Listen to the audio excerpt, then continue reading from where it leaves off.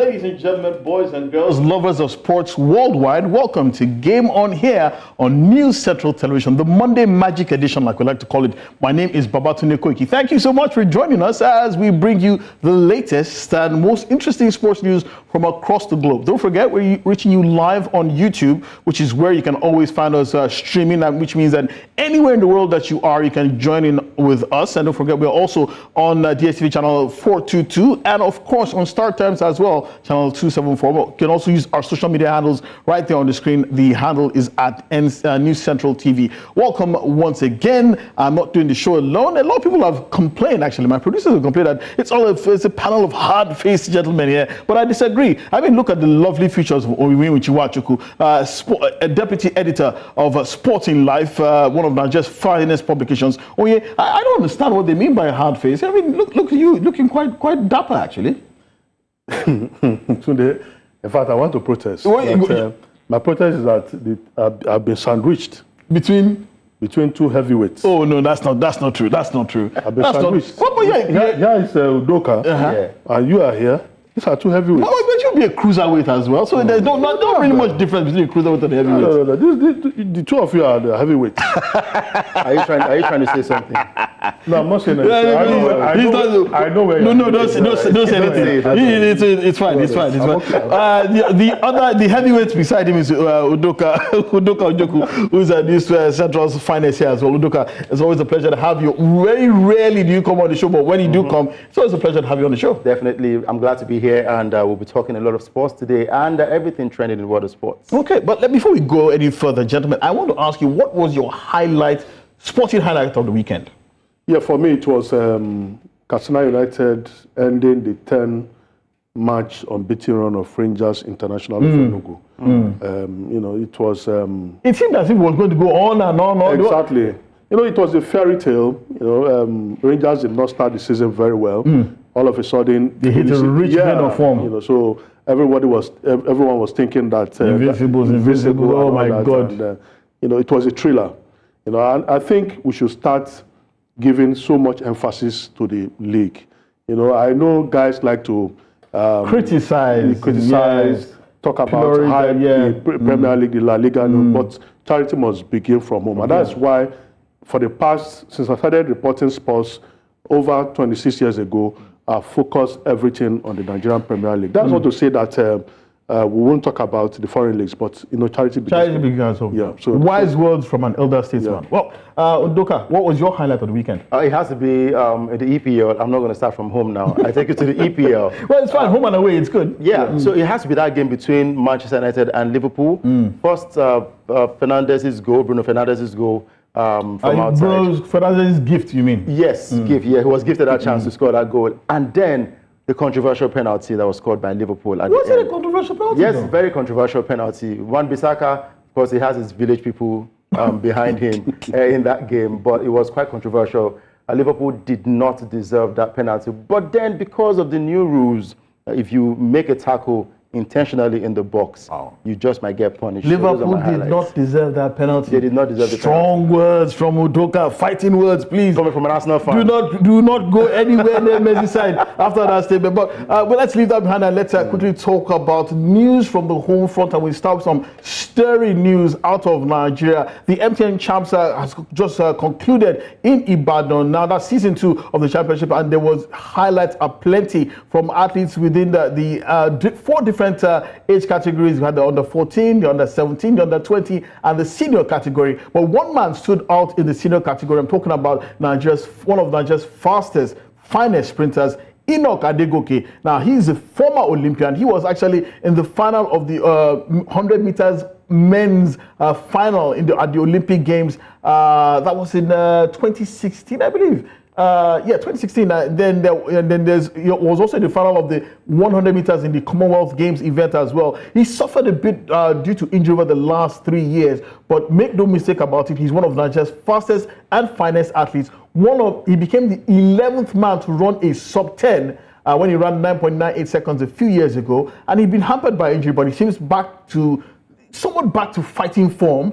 He won the 100 meters event in Ibadan with a nice time of 10.2 seconds. Now that wasn't bad at all, but he also followed it up by winning the 200 meters as well in a time of 21.2 seconds. And gentlemen, I think this is really heartwarming for Enoch Adegoke, considering the fact that, you know, he's been very badly treated by injuries. But with this kind of form, with this kind of performance, he seems to be getting back to his best. Yeah, Tunde, I think injury is part of sports, and I think it's a test of the character of the sportsman or woman, whether footballer, whether an athlete or whatever, you know, whether wrestling, weightlifting, you know, you must have injury once it's in a while. Inevitable, it's right? inevitable. So it's the test of the character is how you begin to bounce back from that injury. And it takes a lot of processes, you know. I've seen a lot of firsthand, a lot of players coming back from injury, what they go through. It's not easy. It's not. You know, after surgery, if you must have to go under the knife, recuperation, the physiotherapy, then you start training to bounce back. So it's not injury. So it makes you, it tests your characters. For Enoch Adegoke, I saw the story that was sent from Ibadan. It also shows that he has consistency, and you know, he can go as far as he can if he puts his mind, if he believes, you know, in his talents and his abilities. So I think for this athlete, we must continue to give him the credit that he deserves. Considering the fact that he basically, he's here in Nigeria by himself. His coach is based in Germany. The coach basically sends him training programs. So he's the one executing it all by himself. So as if he has anybody training here. Yeah, let me tell you one secret. You know, NPFL Udobong was saying that what happened at the African Games in the 13th edition that was just concluded in Accra, Ghana, shows that if you give the home-based athletes the kind of treatment you give the foreign-based, you know, because we took, I think, almost 60 or 70% of our athletes, 70%, you know, to Ghana, and you see what they did. So he's saying that if you give them the same treatment, the same enabling environment, the same number of competitions you need to compete in. If you had like a proper local circuit where you had like maybe between 10, 15, 20 races spread across Nigeria every season. You know, so there's not much difference. The difference is the exposure, the opportunities, you know, and the number of competitions they attend. That's the difference. You know, so it's easy to say when we have all of these kind of talents in the country, if you don't invest in these talents, you will never get results. Absolutely. It's just as simple as that. Invest in these talents, give them those things that they need and they deserve, then you surely get results from these talents. And that's why we also have to mention another athlete as well who did brilliantly well. Olayinka Olajide, everybody remembers her. She was the Nigerian sprinter who won bronze, silver, and gold at the Africa Games. She followed it up by doing brilliantly well again in Ibadan at the MTN Champs, winning the women's 200 meters event in a time of 23.47 seconds as well. She's also showing remarkable consistency this season, Udoka, and he's still just outside the Olympic qualifying time for the women's 100 meters. It's close. It's pretty close. I think the qualifying time is 11.12 seconds, I think. I'll have to confirm that. But she's very, very, very close. And she has up until June in order to make that qualifying time. But the question is, can she do it? You know, I'm glad there's still a window open for these athletes to qualify for the Olympics. And knowing how they performed in Ibadan, they just need to go back home, correct their wrongs, get back on track, and blaze the track. Because we surely have what it takes for these athletes to qualify for the Olympics. And looking at Olajide and the other athletes, even Enoch, come June, I'm sure they will it's still possible. It is very, very possible for them to qualify for the Olympics. Considering that it's somewhat early in the season, there's still time to really begin to mature with their performances and break into that Olympic qualifying time. So it is a possibility that we might see Enoch Adegoke and Olayinka Olajide also in Team Nigeria for the Olympic Games as well. I'd like to wish them all the best. Congratulations to them as well. Enoch Adegoke claiming a sprint double at the MTN Champs in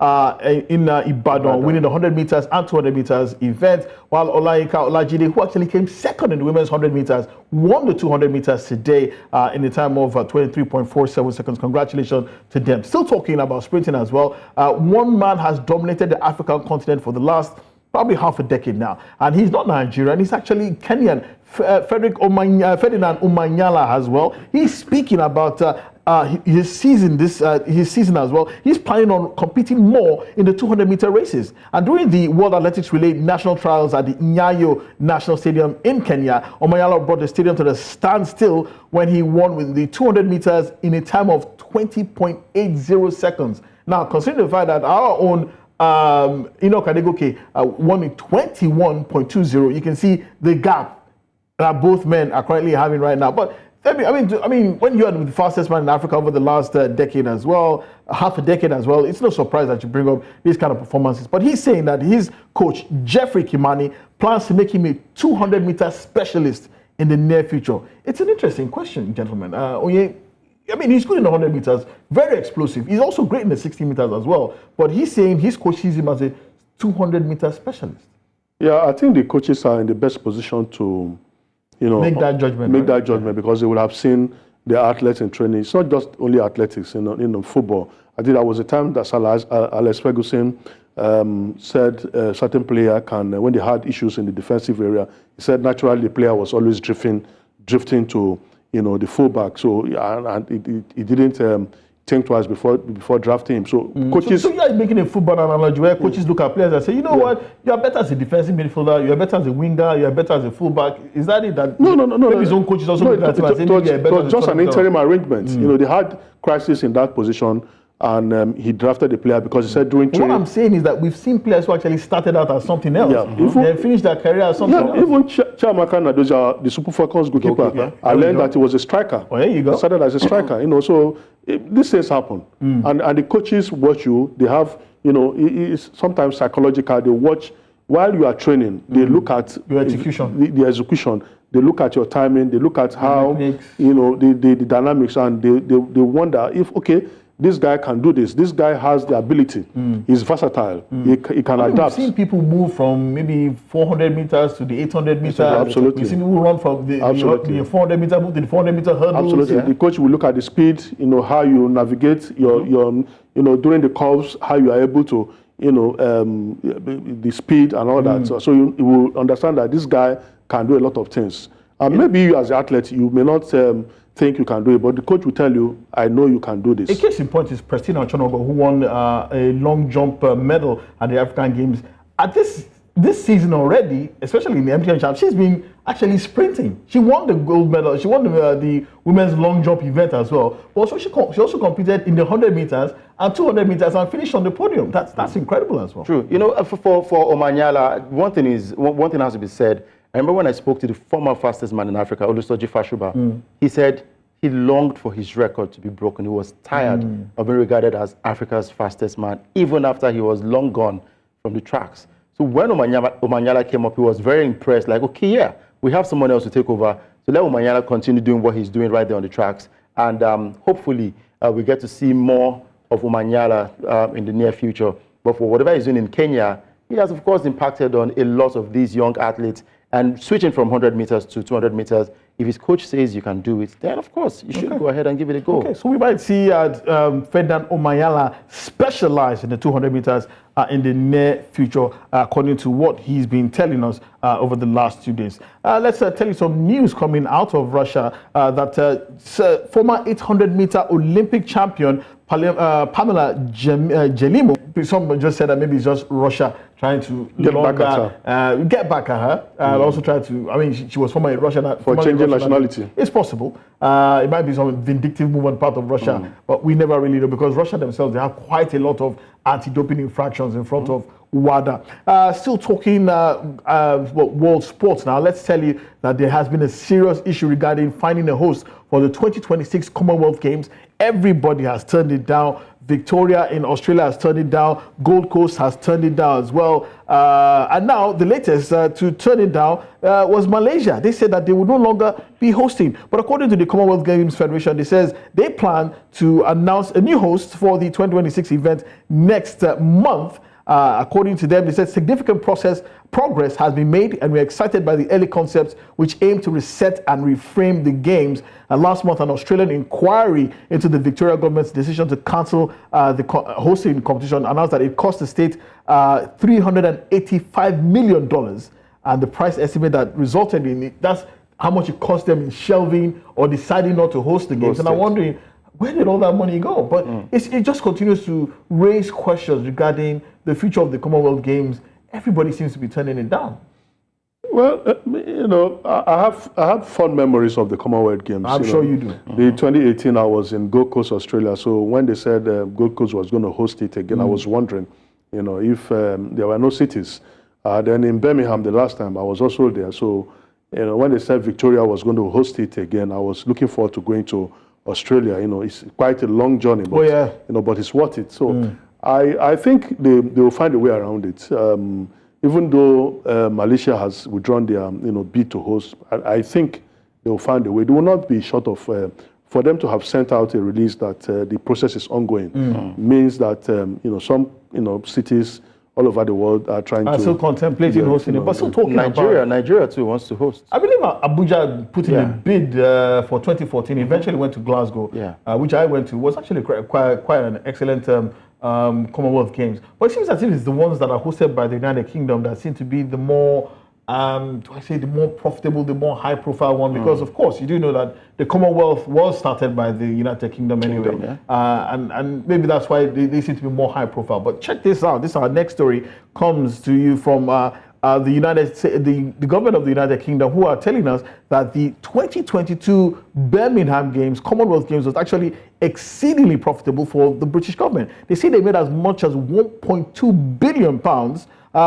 to the UK economy, almost half of which went to the West Midlands alone. The games also created 22,380 full-time equivalent years of employment.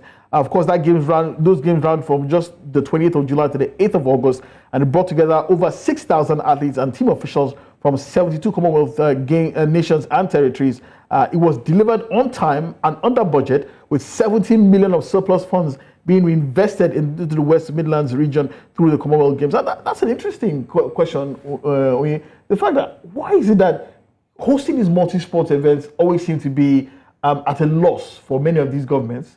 But here it is, the UK government now telling us, calculates that this brought £1.2 billion into the British economy. Is it the fact that maybe there's still a lot to do in terms of administration, getting it right? Yeah, I think the Britons are shrewd businessmen. What I saw in Birmingham, typically is that apart from the aquatic center, in fact, where I lived in Birmingham, shared a fence with the aquatic center. That was the only facility they started from the scratch. Every other facility, like the stadium in Birmingham that hosted the athletics event, that hosted the opening and closing ceremony, was already built. The other centers where they hosted the indoor games, they just improvised. They have all these facilities. So they don't end up having one telephone. Exactly. Look at the Manchester City Stadium, the Etihad Stadium that a lot of people love right now. It actually was the host venue for the Manchester Commonwealth Games a few years ago, and they pretty much elevated it to a Premier League stadium that is in use every weekend, and it is a home of, I think they got a 999-year lease. Absolutely. When it comes to hosting events this way, it has to do with facilities, publicity as well. Taking these kind of games somewhere else, say for example in Lagos, Nigeria, what facilities, what structures do we have in place? Can we even transform? Lagos didn't bid. No, I'm just saying, for revenue generation, can we transform the Teslim Balogun Stadium to a rugby pitch? Can we transform it to a stadium that hosts several events? It costs us a lot to host several events. It will cost a lot of money to actually invest in things like this. So for them to successfully host these things and make profits from them, it shows you the level of commitment, the level of planning that they put into these things, and also publicity. Let people come in and enjoy the sport, because this is less than 20 days and they already made billions of pounds. So it just has to do with planning. Proper planning, you will get your rewards. Okay. Well, I believe that the governments in sub-Saharan Africa, especially Nigeria, have plenty to learn from the UK government when it comes from putting together these multi-sport events that turn out to be major drivers of economic change. Because, I mean, £1.2 billion to the British economy is no small change. You're still watching in the Game On, I beg your pardon, here on News Central Television. We'll take a short break. We'll be right back with plenty of football after the break. Thank you so much for staying tuned. You're watching Game On here on News Central Television, channel 422 on DSTV and channel 274 on Start Times. It's time to talk football now, and we start where we know best, home, where the Nigeria Professional Football League is fast reaching its climax. Games are coming thick and fast, and there are some incredible scorelines going on, some incredible matches and individual performances as well. Let's quickly show you how the results went over this weekend. And there it is on your screen. Plateau United annihilating Doma United by 4-0. The return from the preseason break has not been happy for Doma United. I don't think they've won a single game, probably one ever since they came back from the mid-season break, but it's dire times for them. Remo Stars were 2-1 better than Aqua United here in Remo, and Abia Warriors versus Rivers United. That game was postponed for, of course, you know that Rivers United were on the continent in the CAF Confederations Cup. Heartland thrashed Sporting Lagos by 3-1. And how about this for a game? 7 goals at the Muhammadu Dikko Stadium in Katsina, where Katsina United ended Enugu Rangers' 10-match unbeaten streak, beating them 4-3, and that was one hell of a game to have witnessed. Kwara United played out a 1-0 draw with Bendel United. Lobi Stars also defeated Eimba 1-0. That game was also very controversial. There was a penalty there that looked to have been a Stonewall penalty, but the referee basically looked away. And there was also talk of post-match incidents. I think the media officer of Eimba was assaulted. We'll be talking more about that in subsequent shows. Niger Tornadoes annihilated Gombe United 5-0. That's correct. Sunshine Stars and Bayelsa United played out a 1-1 draw. And how about this for a scoreline? Shooting Stars defeating Kano Pillars 2-1 away from home. It was the first time that Shooting Stars have ever won away in Kano, and what a result it was. I watched Shooting Stars last Thursday, and I was quite impressed with them.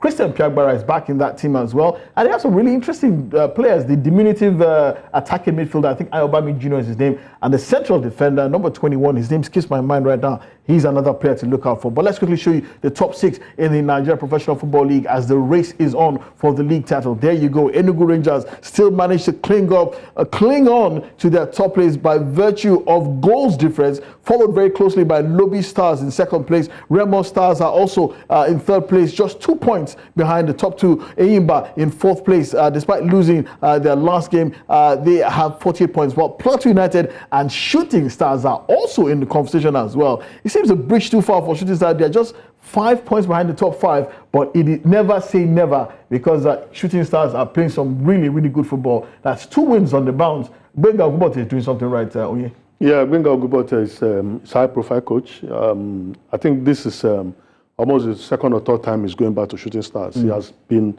on and off Shooting Stars, and I think it's a second hope for me. And we expect so much for him. And you mentioned that about Christian Piagbara. He's a veteran, NPFL player.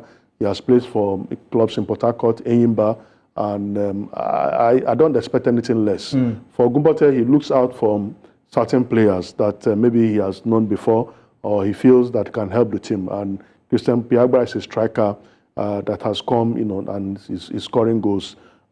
In the past 4 or 5 games, he has been consistent. He has been scoring. So I always try to believe that the traditional teams should do well because of the followership, because of the tradition. It doesn't necessarily always follow that way. It doesn't follow that way, but sometimes sentiments will come into play. Teams like Insurance, Rangers, Pillars, Shooting Stars, these are clubs Heartland. Let's not talk about Heartland. We have to talk about Heartland because now the bottom 6 is coming up on your screen right now. The bottom 6 in the NPFL, and there you go. Heartland second from bottom. They did manage to get a win this weekend, moving them off the bottom of the table. But Gombe United have now replaced them, the strongest team in the league, I like to say, propping up 19 teams on their head. And Aqua United are just above Heartland. Rivers United in that mix as well. Don't forget, Rivers United have plenty of outstanding games to play. That's why they seem to be in the bottom 4. We expect them to move out pretty soon when they come back from the continental sojourn. And Kwara United just out of the relegation zone, and so is Bayelsa United as well. I mean, I don't understand why we shouldn't talk about Heartland.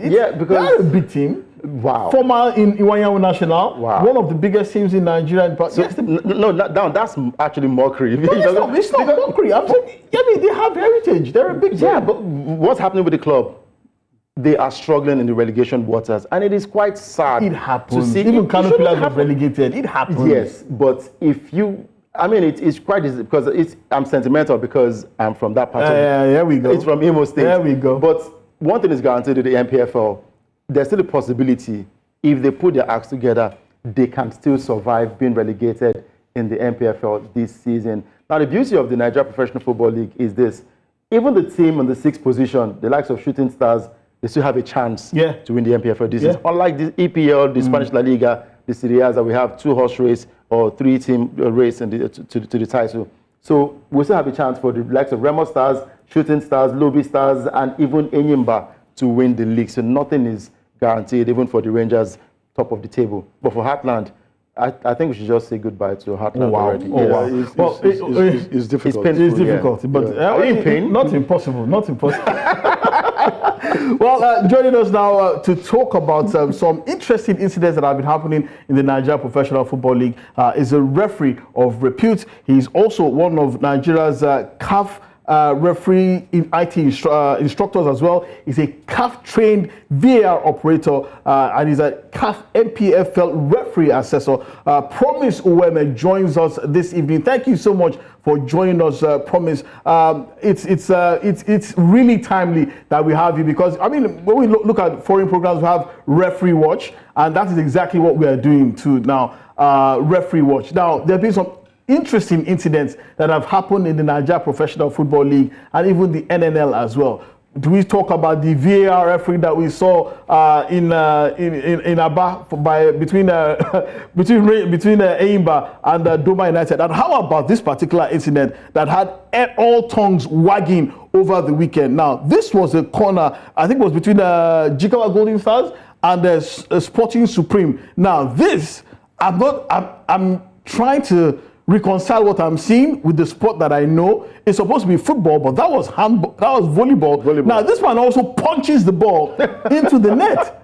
And believe it or not, the center referee and his assistants gave that goal and it stood. Thankfully, the NPFL, the authorities have come out and banned that referee from, professional football forthwith.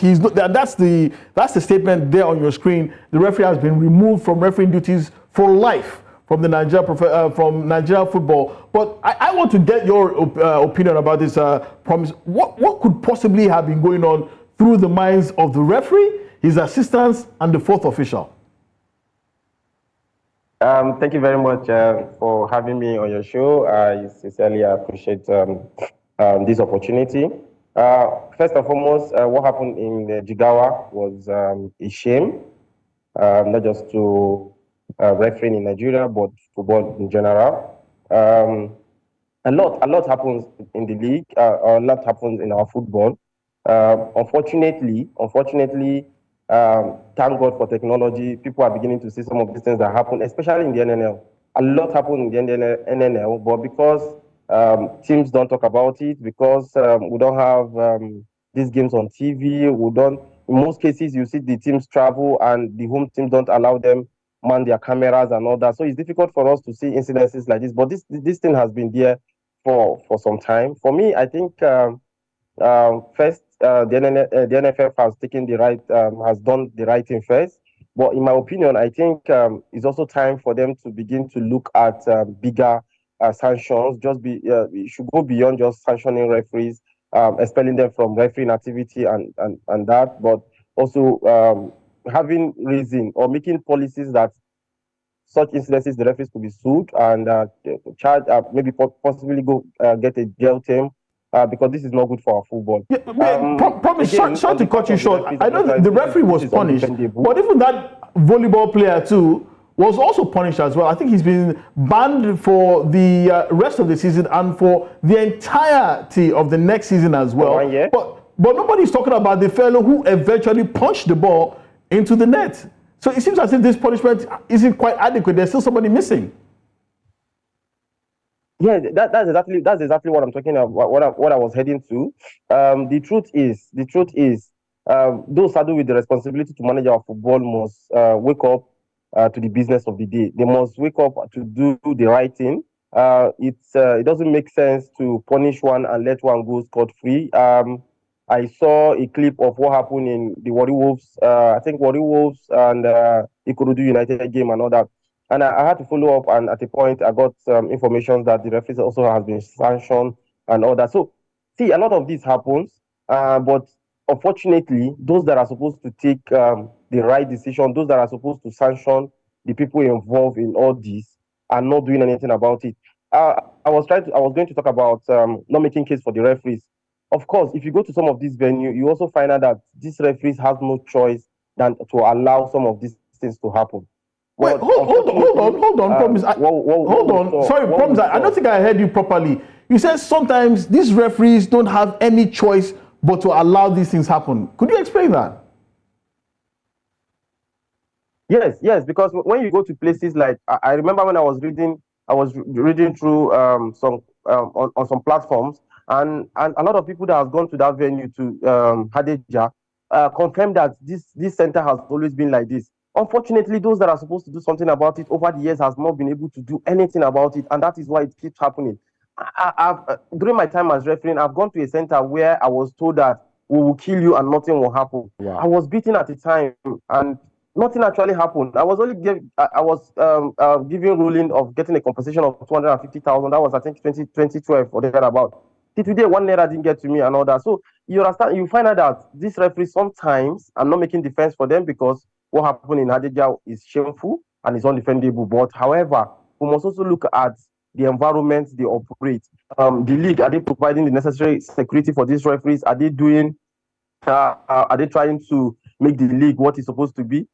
No, they are not doing all this. Because you find out that you go to some places, if you come to Abuja to play, for instance, they'll tell you Abuja is no man's land and they can come and do whatever they are guaranteed that there is fair officiating and all that. But can you go to place like Damaturu, can you go to place like Fufure and get this same officiating? No. You understand? So I think it's time for both the league organizers and both the NFF to ensure that our venues for our games are secured enough, conducive enough for the referees to perform their duties without interference, without fear or favor. Yeah, okay, so Promise, there are those who are also arguing that these referees also come under undue and tremendous pressure from the teams themselves, the team management of the centers, that the home teams, and also even say the away teams as well. So it seems as if there's a lot of work to be done there in terms of educating these teams to ensure that, look, it's football. You win some, you lose some. If you're good on the day, you win. If you're poor on the day, then you suffer for it. So it seems as if the teams themselves also have to shoulder a tremendous amount of this blame. Of course. Sometimes I've seen instances where a referee goes to a center and do the right thing and he's been attacked. He's been harassed and all that. Why? Because a referee, not knowing that the referee is not even doing the right thing, but because the fans, the team administrators, the coaches, the players, the fans does not even understand what these laws talk about. So when the referee does the right thing, they want to kill the referee for doing the right thing because they don't know. There was a time we have this advocacy to say, look, let's even take on teaching the laws of the game to the teams, to the fans, so that they can be able to understand, because it's only when you understand. If I get correctly, I say that even the fans, the ignorance of the fans is also a major problem. The fact that they don't understand the rules. A big problem. Yes, a big problem. And because they don't know, it's easier for a club administrator to tell them that this referee is here because he has taken money from one or that team. Forgetting, and the same administrator will fail to tell the fans that we also give this referee money. You understand? So these are some of those things. Like what is showing on the screen, the Lobi Enyimba game. For me, yes, this is error, but you can say, yes, this could be a human error. You understand? This is not like just like what happened in Jigawa or what happened in Aba few weeks back. But what about what happened in Aba? Surely that's not human error. That game between Enyimba and Doma United, that couldn't have been human error. Yes, yes. I'm just trying to compare what is on the screen in the game between Lobi and Enyimba. You understand? So you could easily say that, okay, look, this could be a human error, because yes, from the point the position of the referees, you begin to look at did he see and all that, did he have a better angle of view and all that. But what happened in Aba, what happened in Jigawa, what happened in the Warri Wolves in Kodu City are unpardonable, and this referees has no business in our football. However, like I said, there is need for us to make adequate arrangements for these referees to be able to perform.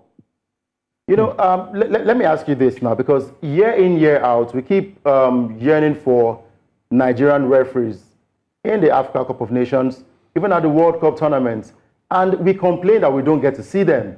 But these are the reasons when we have bad officiating, and some of these referees have complained that it is because of their security, which you rightly mentioned. This is why they take certain decisions so they don't get hurt. Now, even with the video assistant referee, it doesn't look like it's going to solve anything. So where do we go from here? How do we make these things work better, apart from sensitization? Because it doesn't look like the fans are going to even listen anytime soon. We talk about sensitization, we talk about VAR, we talked about putting matches on TV. Where could a possible lasting solution come from? Okay, first and foremost, we must correct one impression. The Nigerian referees don't get called up to CAF, okay, let's say AFCON, the World Cup, and it's not because of all this that is happening in our league. That's first and foremost. Because if you find out most of the challenges that or the errors that we've seen in the last couple of weeks are not committed by our international referees. So far, we have about 14 of them in the country, and I can tell you that at their own right, they're also not doing badly as well. They've been involved in Champions League. They're also involved in Confederation. They've been involved in continental games and all that. But however, I must mention that, look, for us, must do the right thing. They must decide on their own. Look, enough is enough. This is time to get it right. I must do it right. Everybody keep talking about what happened at the last AFCON. Even the European community is talking about what happened at the last AFCON, that this is what refereeing is all about. This journey did not start today. This journey started far back 2012 at the CAF level. This journey started 2012 when they introduced the assessorship program. They also introduced using of IT, and we got trained in 2016 and all that, because when they introduced assessors, they also introduced IT to checkmate both the referee and the assessors to ensure that everybody is on the right track and all that. And this program has been going, and we could see the results come in 2024. So it's not rocket science. It's something that is doable anywhere in the world, and it's something that is doable in Nigeria. But first and foremost, we must make up our mind to do the right thing. We must make up our mind that we must implement the right policies, get the right people at the right positions, and see things work for refereeing, work in refereeing in Nigeria. Okay, I think we have one final question from Onye. Yeah, Promise, it's nice to have you on the show. You know, really, I'm not surprised at what has happened, you know, because for us that have been around for some time, it has always been the stock in trade. You know, but the difference is that there is technology, there is social media now, and I think some of these perpetrators have not realized that the times have moved on, and you cannot do anything and get away with it. You know, my question is this: what can we do? Are we projecting our best referees? I understand the security aspect of it. Referees complain that they are insecure, their lives is at risk. You know, so what really can we do to ensure that officiating is, you know, top notch? Okay. First and foremost, I would want to say that just like you rightly pointed, these things has been there for only God knows when. But thank God for technology today. Teams can actually show us that this is what is happening in the venues where our eyes cannot reach on every match day and all that. First and foremost, those are with the responsibility for these assignments, talking about the referees committee now, and the NFF must be deliberate about their actions. We must begin to look at what did CAF do right between 2012 and 2024, and they'll be able to get it right. We must begin to key into some of these programs. We must begin to look in the direction of how do we monitor these games. These things are not rocket science, like I keep saying. We can mandate teams to, like, look, give us, or get an independent cameraman to go to every match venue. They are protected, they are insured, and make sure that no harm gets to them. They give us, even if it is a one camera angle, one camera view recording, we'll be able to assess what this referee has done. I believe, just like what the present referees committee is doing with the sanctioning and expulsion and all that, a lot of sanity is coming into the system. This is not, like you said, these things are not new. But if we can only be deliberate about them, we can't be doing one right thing in one place and not doing another right and doing a wrong thing in another place. Okay. If you give some people this thinking, this mindset that, look, we cannot actually get away because we are this or because we know this and all that. But if they are deliberate about doing the right thing, just like I reported what happened in Aba, you can't say a game that was restarted from a free kick, the goal should stand, no matter what happened. And at that instance, you have every right to say this goal cannot stand because the referee, the team benefiting from this is the home team. They might not also guarantee security for the referees and all that. And the referee looking at his security not being guaranteed, who now said, okay, this is a goal. Haven't started the game. And the loss of the game is clear. And because they have failed in that area, a lot of things will happen. And that is why you see things, these things happening in Jigawa. I'm not saying that's the reason, but I say it could be the reason why things that happen in Jigawa could happen. Right. At the end of the day, the final score stands. Even if you like sanction the referee, even if you like sanction the club officials, like somebody rightly said, after some time you will see these referees finding a way to smuggle themselves back into the league. We must be deliberate about our action. And this time around, I'm challenging the NFF to say, look, let's take this thing serious. It's not about the league. Because the league, the result, as long as the result in Abbas stood, the result in Eket stood, the result in Jigawa stood, the result in Lafia will also stand. Will also stand, yes. Promise, I think you've made your points quite eloquently today, and I am quite passionate, and I want to thank you for joining us. It's a major problem that all of us have to deal with, and it's multifaceted in terms of resolution. You've talked about using making sure that a lot of these matches are also on TV, so that many of these clubs and referees will not want to do anything underhand as well. Improving security for referees as well. I think that's also, and also fan education, which is also very important, because a lot of the fans are ignorant about many of these decisions and just believe that they are being robbed. Meanwhile, the referee's decision is correct. But promise, Uwaeme, CAF and NPFL referee assessor, thank you so much for your time. We're very grateful. I'm hoping you'll be joining us subsequently for hoping to talk about much more cheering referee news, about good refereeing decisions rather than the ones that have been questionable. Thank you so much for your time, Promise. Thank you very much for having me. Thank you. Well, I think, you remember a particular Nigerian football referee who used to be an army colonel, was an army major. And if I remember, look, his matches were always safe. Nobody dared to have any kind of negative intentions toward him. And I think maybe that's what we should do. I think that's my solution. We should get referees strictly from any of the armed forces formations, Air Force, Navy, or even the Army. I can guarantee you, nobody in their right senses would want to mess with them. No, I can guarantee you. But today, if you permit me, I think what happened in Hadija, was a script written. I think the club chairman and the people who we don't know what who run these clubs, should understand that times have moved on. You can't do what you have been doing in the past 10, 15 years ago. I think you can get away with it. Okay. So this is 2024. You can't. That is daylight robbery. We have to move on. That is volleyball. I think that player should be drafted into the volleyball national team. Guys, let's move on. Huge smash. Well, actually, an interesting story also coming out of Nigerian football this weekend as well. There was actually a tweet on X.